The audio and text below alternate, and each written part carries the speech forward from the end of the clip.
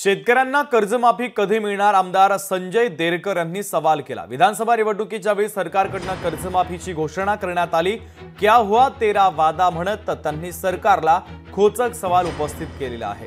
तर शेतकऱ्यांना कर्जमाफी दिली जाईल अशी घोषणा विधानसभा निवडणुकीमध्ये करण्यात आली होती, परंतु त्याची पूर्तता करण्यात आली नाही।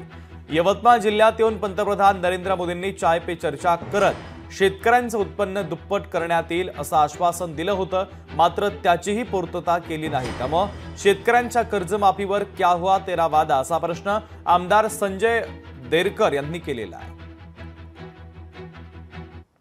संपूर्ण महाराष्ट्रामध्ये शेतकऱ्यांची कर्जमाफी व्हावी यासाठी अनेक पक्षाकडून अनेक आंदोलन करण्यात येते, मात्र आतापर्यंत शेतकऱ्यांची कर्जमाफी ही झाली नसल्याची ओरड शेतकऱ्याकडून करण्यात येत आहे। आमदार संजय देरकर यांनी दिलेला आहे। आपल्यासोबत थेट ते आहेत। भाऊ, एकीकडे जर पाहिलं तर कर्जमाफीच्या संदर्भात अनेक वादे करण्यात आले आहे, मात्र ते वादे फोल झालेले आहे असा तुमचा आरोप आहे। नेमकं काय सांगणार? कशा प्रकारची कर्जमाफी हवी आहे, काय सांगणार?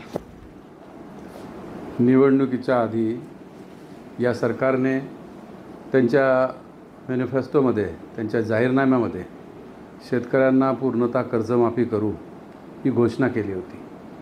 लोकसभेचं इलेक्शन झालं त्यावेळेसही केली, त्याच्यानंतर विधानसभेचं इलेक्शन झालं त्यातसुद्धा शेतकऱ्यांना त्यांच्या पीक कर्जाची माफी देऊ म्हणून त्यांनी म्हटलं।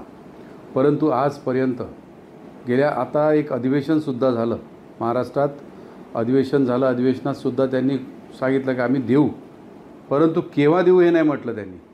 आम्ही 5 वर्षात कधी देऊ, पण जेव्हा वादा करतात, हे जेव्हा म्हणतात की आम्हाला या शेतकऱ्यांची काळजी आहे आम्हाला, परंतु काळजी आहे तर मग शेतीला त्यांच्या कर्ज का माफ करत नाही, हा आमचा सवाल आहे।